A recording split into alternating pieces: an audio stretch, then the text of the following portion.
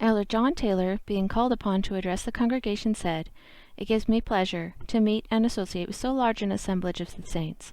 I always feel at home among the brethren. I consider them the honorable of the earth, and if I can do anything to conduce to their happiness, or that will in any wise tend to their edification, I am satisfied.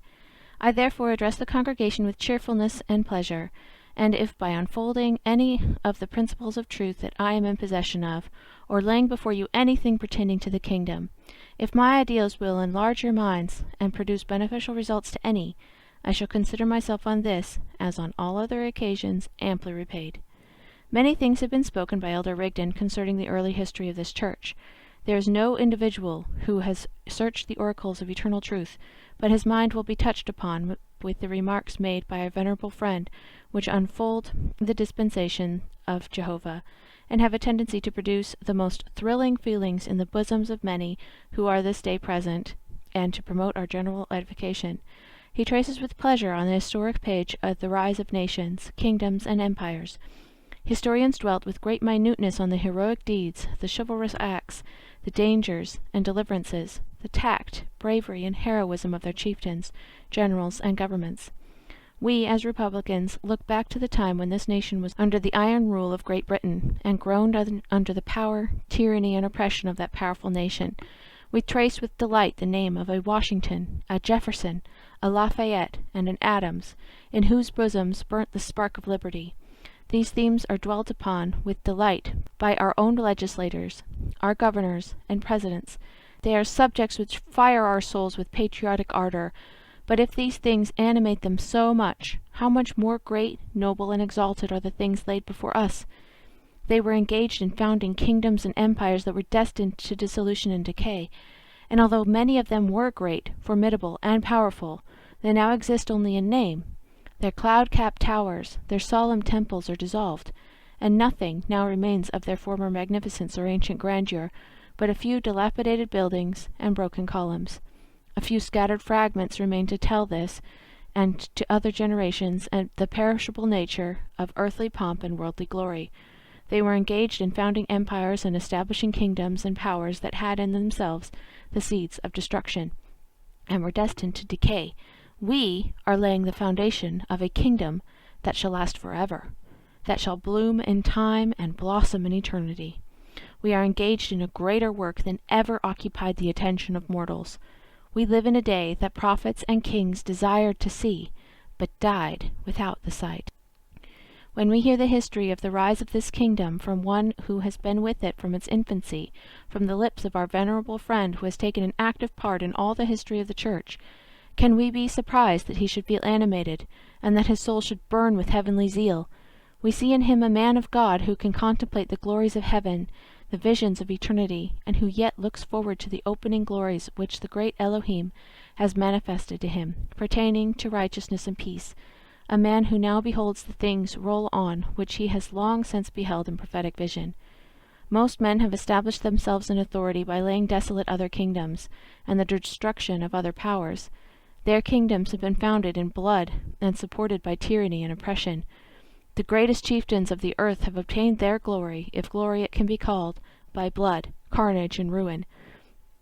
One nation has been built up at the expense and ruin of another, and one man has been made at the expense of another, and yet these great men were called honorable for their inglorious deeds of rapine.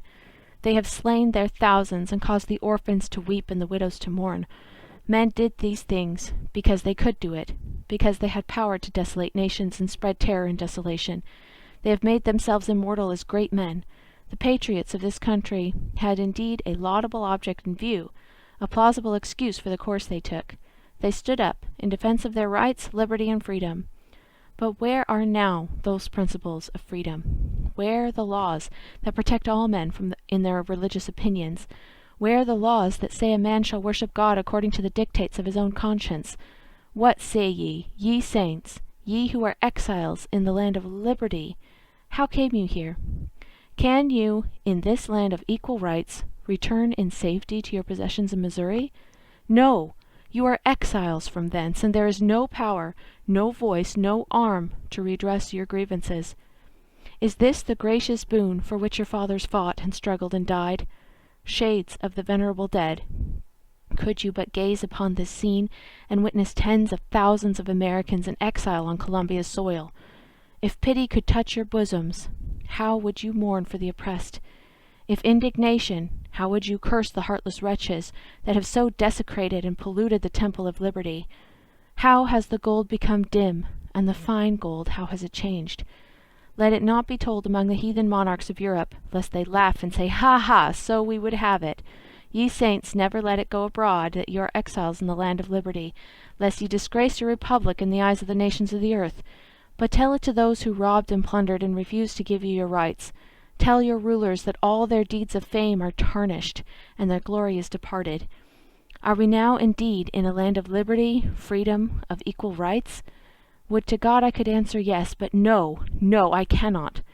They have robbed us. We are stripped of our possessions. Many of our friends are slain, and our government says, Your cause is just, but we can do nothing for you. Hear it, ye great men. We are here in exile. Here are thousands of men in bondage, in a land of liberty, of freedom. If ye have any patriotism left, shake off your fetters, and come and proclaim us free, and give us our rights. I speak of this government as being one of the best governments, as one of the greatest, purest, and yet what a melancholy picture. O ye venerable fathers, who fought for your liberty, blush for your children, and mourn, mourn over your country's shame. We are now talking about a government which sets herself up as a pattern for the nations of the earth, and yet, oh, what a picture! If this is the best, the most patriotic, the most free, what is the situation of the rest? Here we speak with national pride of a Washington, a Lafayette, a Monroe, and a Jefferson, who fought for their liberties, and achieved one of the greatest victories ever won, and scarcely has one generation passed away before 15,000 citizens petition government for redress of their wrongs, and they turn a deaf ear to their cry. Let us compare this with the Church of Christ 14 years ago. A few men assembled in a log cabin. They saw the visions of heaven, and gazed upon the eternal world.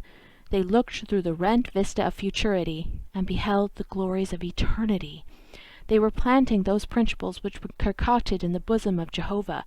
They were laying a foundation for the salvation of the world, and those principles which they then planted have not yet begun to dwindle, but the fire still burns in their bones. The principles are planted in different nations, and are wafted on every breeze.